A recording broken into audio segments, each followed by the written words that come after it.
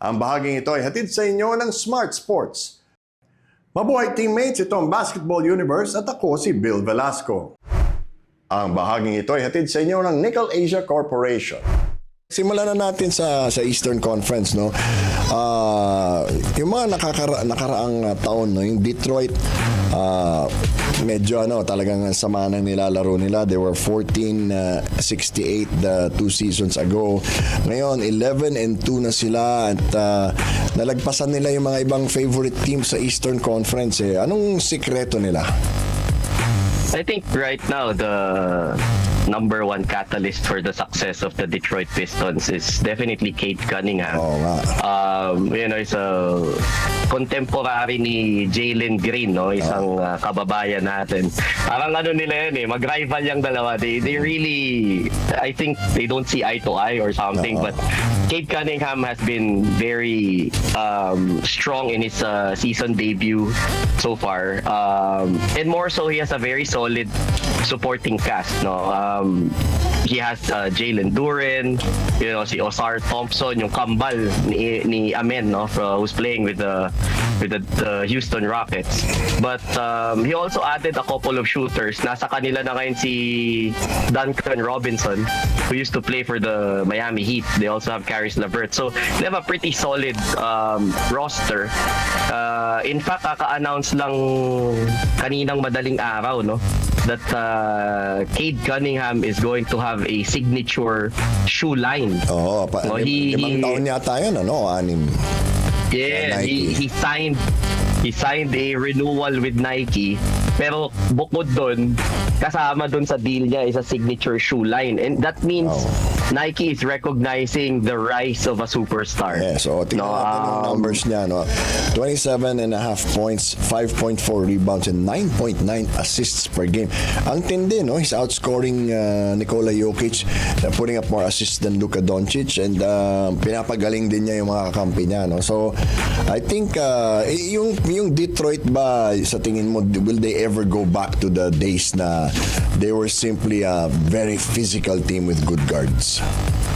I think the game right now will not be as parang favorable sa kanila kasi I think the NBA is not that physical lately, diba? So their style as a team may actually follow the current NBA system, but nonetheless kailangan din nating i-mention, no? Nga pala, super fan ng Detroit, Joel Parcon. Yeah. Diba? Oo naman. Partner ko yan. Si paring Joel. Fellow geek. He's been posting a lot about the Detroit Pistons, super fan yan. And I've been seeing a lot of significant improvement, not just from Cade, but also from his, supporting cast, diba? As we all know, hindi naman kaya ni Cade yan mag-isa, but can you imagine 9.9 assists per game? Yeah, that's 20 points. Even if that's 20 points, automatic contributed, no, by your point guard. Plus, of course, he's averaging 27.5 points per game. Grabe. In effect, he's already shouldering 50 points. Oo nga. With just ilan lang ba siyang minutes per game niya. Medyo high utilization din siya. So kudos to JB Bickerstaff, that's their head coach right now. And in being able to bring together this exciting team. May complete mix din sila. They have Tobias Harris, no, as a vet. Importante talaga yan meron kang madagdag na mga veterans. Para hindi aside from hindi matataranta. pag crucial, saka pag umiinit yung ulo, may tagapigil, di ba? So, it's very important that they have vets. And like I mentioned earlier, this is the second time I'm mentioning his name. Duncan Robinson is averaging 12.5 points per game in 13 games played. That is, a huge boost, especially for floor spacers. Malaking bagay talaga right now in the NBA yung mga tao that can space the floor simply for shooting or like knocking down shots, no? So knockdown shooter yan talaga si Duncan Robinson. Okay, pag-usapan naman natin yung halimaw na nilalaro ni Giannis Antetokounmpo. Bagamat number 7 pa lang sa East, yung Milwaukee Bucks, I mean, maaga pa naman sa season, Giannis is putting his name back into the conversation for MVP kasi the past couple of years na pinag-uusapan lang si Jokic tsaka si Shai Gilgeous-Alexander. Ngayon naman, parang nagpaparamdam siya na nandito pa ako. Ako, like, I've been rooting for Giannis and Jokic for the past 2-3 seasons in the NBA discussion. You know, more than SGA, and I have my personal reasons for that. I have my personal biases for that. But Giannis has definitely been like one of the best in the world, not just in the NBA. And ganito lang yan eh. If you ang equation ko palagi for the MVP discussion is if you remove that player, where does the team stand? Diba? So kung tanggalin mo si Giannis from the Milwaukee Bucks, I don't think they will be a top 10 contender. Tama. Not in the East, diba? So tanggalin mo si Jokic sa Nuggets, siguro nasa gitna lang sila, right? So that is how I sort of like see an MVP discussion. So like Giannis has been a monster, you know, in his last couple of seasons. In fact, 'di ba, nag-champion siya, 'di ba? He won a championship with the Bucks with Middleton and Jrue Holiday. He even counts his stint for the Greek team as one of his top achievements. Ganun ka unselfish si Giannis. He doesn't think of, you know, like his personal success. So all of these like 33.4 points per game, you know, 32 minutes of action, 7 assists per game. He's being very unselfish and he has so many weapons right now. He has obviously bully siya sa ilalim, right? You know what a physical specimen Giannis Antetokounmpo is. By the way, shoutouts to paring Ian Henada. Alam mo naman natin, very huge Giannis fan yan. Yung 7 assists per game pala, Bill, just to mention, that's a career high for Giannis. But you know, yung 32 minutes a game, that's really not a lot, di ba? For a superstar player. Dapat mga nasa 36, 38 minutes a game or more. 30. Diba? Kasi mathematically, if you're playing 38, 40 minutes per game, grabe yung 6 or 9 minutes of rest, 8 minutes of rest.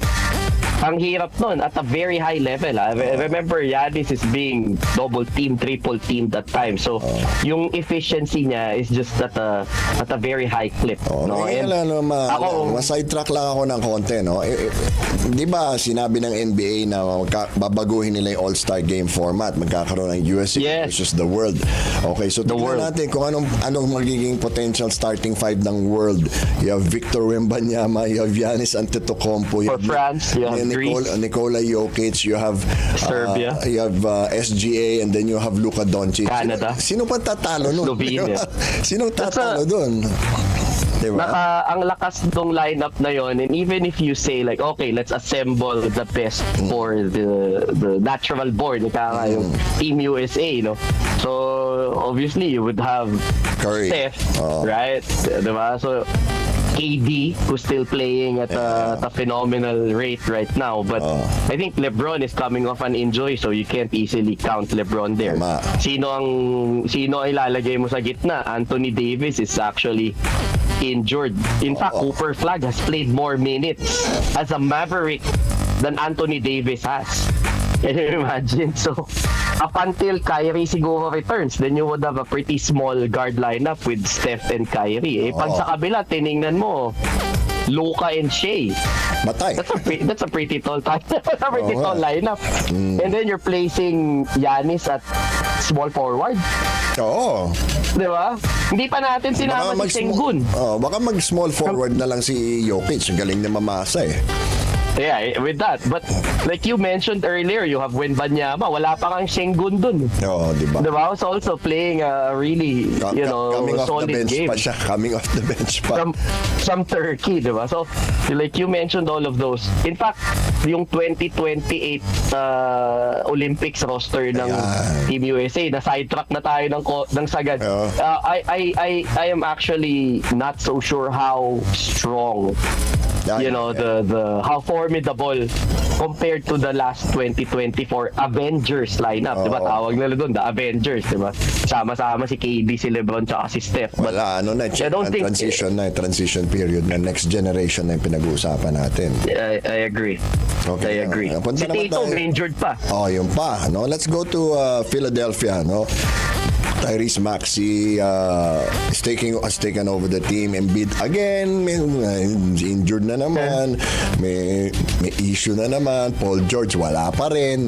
So Maxey is really forced to carry Philadelphia, and they're still, you know, in the thick of things. Number 6 sila sa Eastern Conference.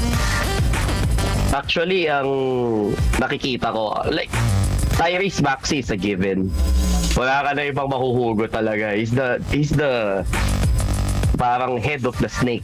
But when GP, you know, my very favorite NBA player, shoutouts to Gary Payton, when he was interviewed here during his recent September visit, he mentioned the name VJ Edgecombe.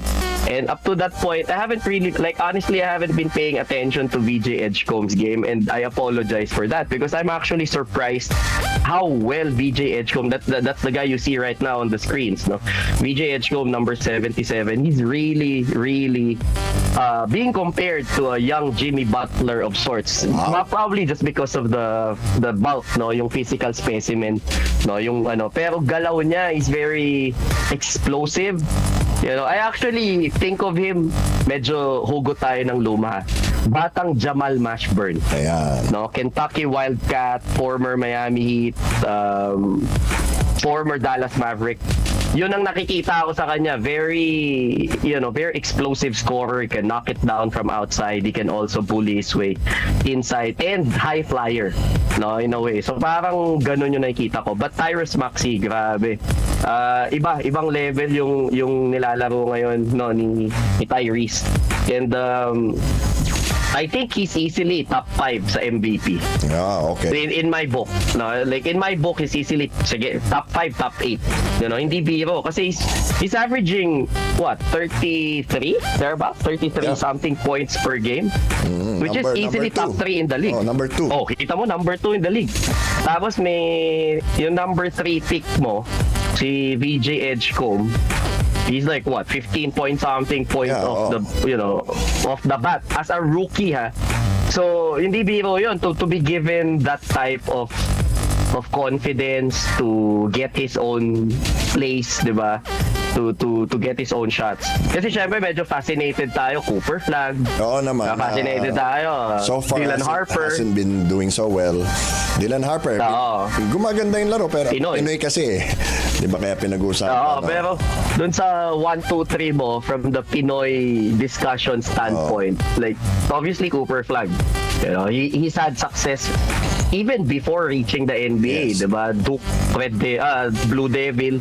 Tapos he had a strong showing playing against Team USA. Yeah. Diba? Like, there was that scrimmage na ang ganda ng nilaro niya against Team USA. But so far, grabe yung VJ Edgecombe. Yes. And I'm going to take my idol's word for it. I'm going to watch more of VJ Edgecombe and see how he might be able to steal possibly the Rookie of the Year plum of, you know, Cooper, or if not Dylan Harper. Okay, let's look pang huli natin sa Eastern Conference. Yung Cleveland Cavaliers na ang ganda-ganda ng nilalaro nung nakaraang season. They won 64 games, which, you know, says a lot about the team. Tapos pagdating ng playoffs, kapos, you know, what's been happening with that team aside from, well, Donovan Mitchell? There was a late season injury with Darius Garland, and you know, like, I always, you know, observe the game, how the point guard position is being played, you know, being a point guard myself. So malaking dagok, no, that they lost. If not, they had a not 100% Darius Garland playing in the playoffs. Like, obviously they were able to amass, no, that 64 win season with him, you know, playing a significant role. Tapos pagdating mo ng playoffs, doon siya magkaka-problem. So syempre medyo madidiskaril yung lineup mo. But this season though, they seem to be rather more more or less complete, and so they're actually 9-5 as of today. They actually won against Milwaukee earlier. Yun nga lang, medyo kanina nabanggit mo si Giannis, he exited the game due to a left groin strain versus Cleveland.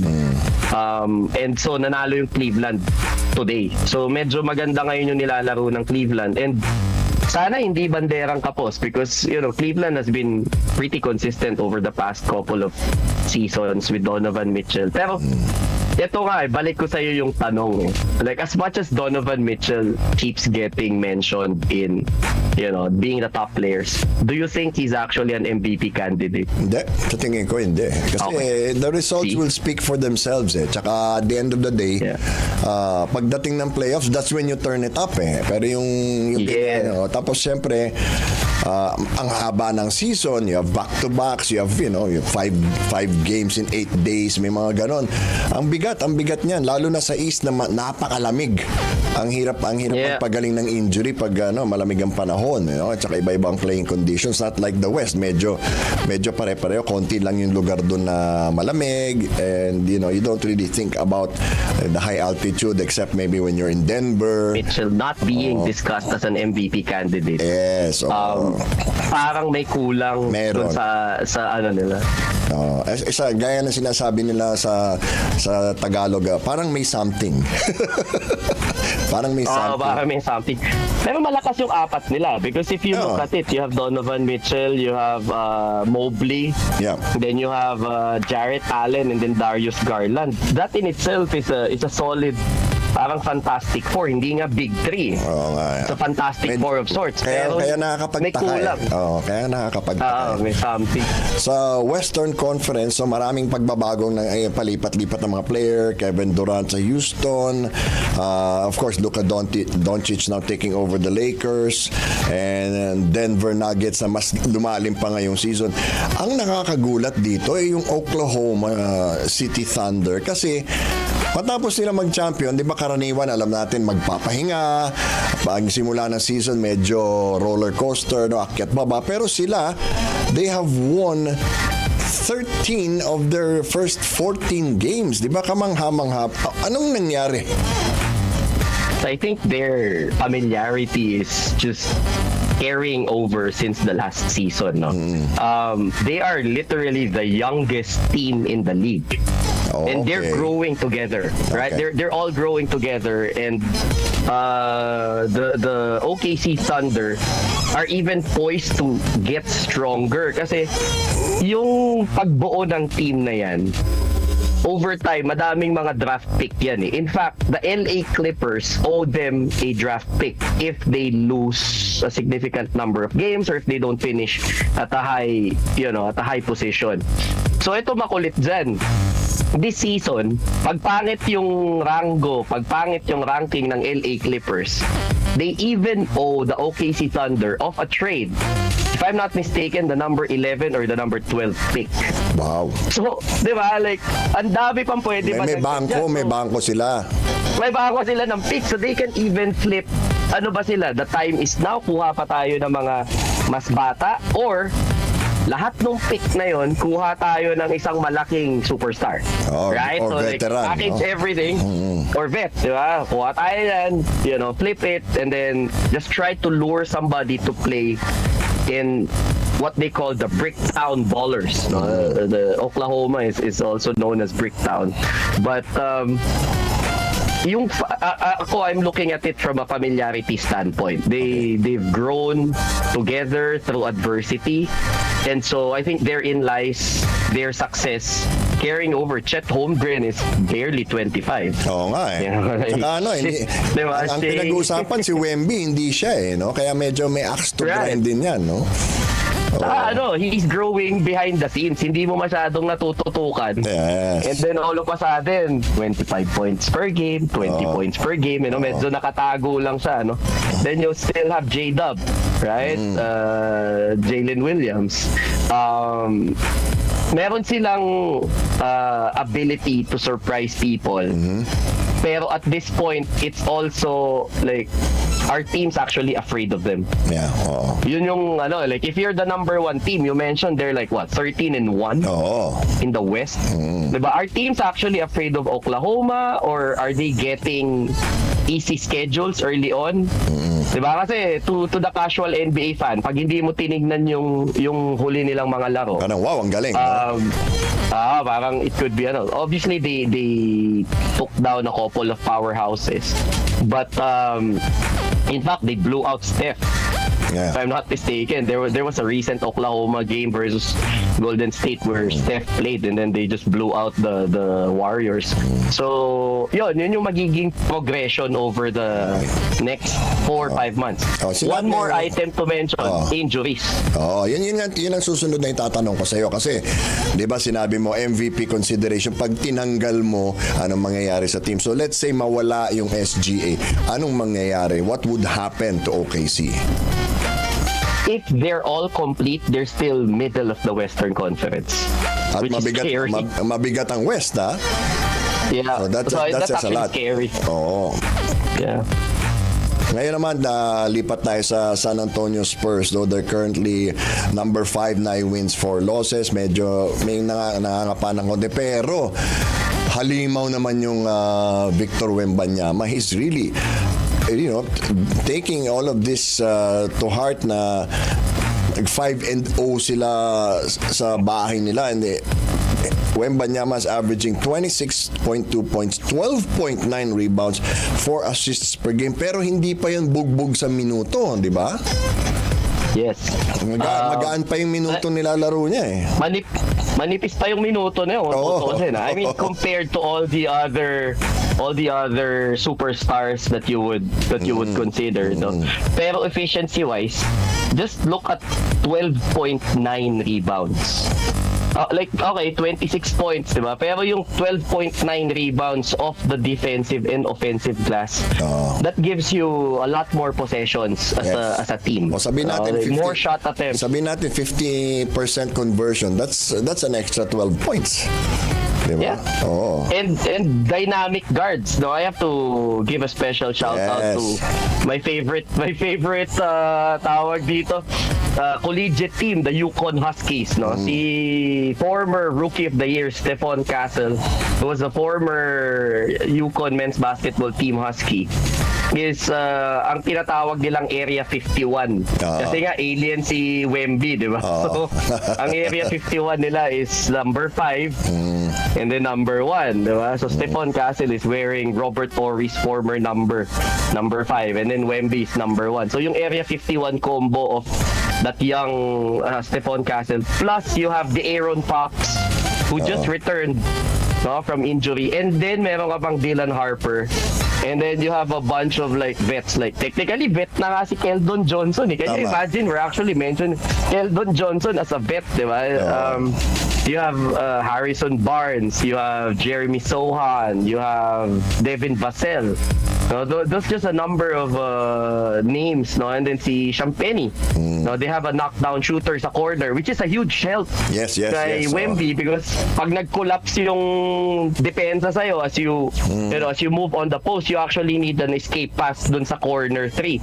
Then if you have knockdown shooters like Harrison Barnes, no, opposite corners lang yan eh. That's actually a huge help, no, for the Spurs. Okay, ayoko nga pag-usapan, pero they're in the Western Conference, yung Dallas Mavericks, no? Sama na nangyari sa kanila last season. Mas kaawa-awa pa sila ngayon. And then, of course, they fired Nico Harrison. So, what do you think they will still be able to accomplish? Of course, they have Cooper Flag, they have, but they have a lot of injuries also. Ano yun, ugod na ba sila papunta sa dulo ng season?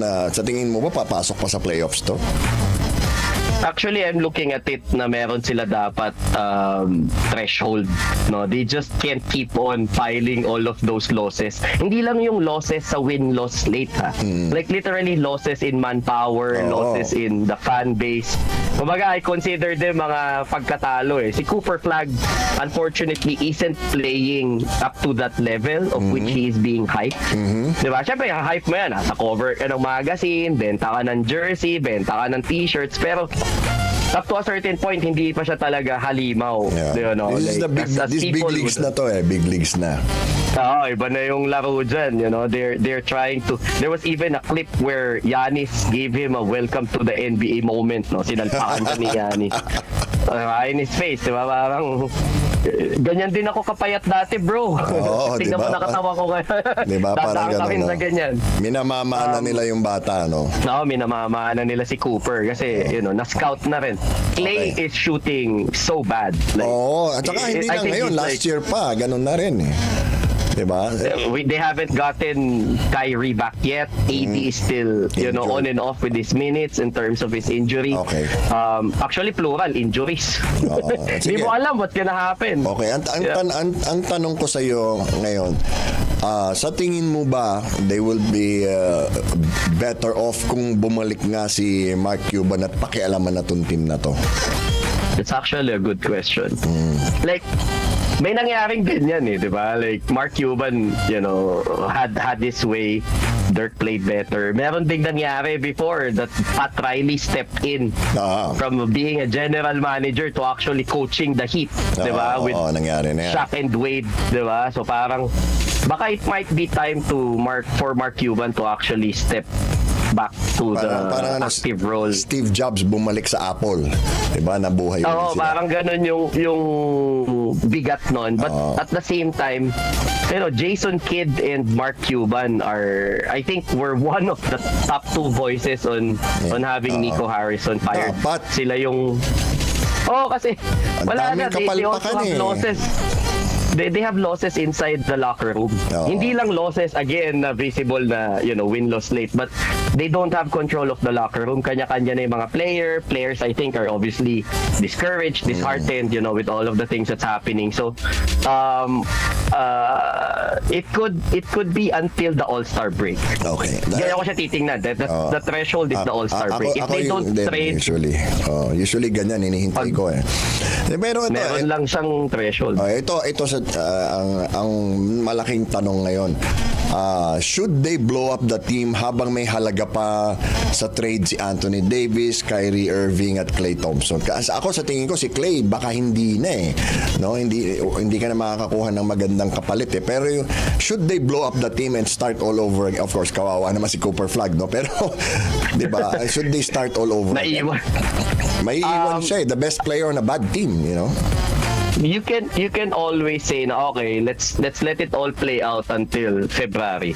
So that's the All-Star, that's the trade deadline. Trade deadline after the All-Star break. So if they get one or two trades that might actually improve their team, no, magic hugot.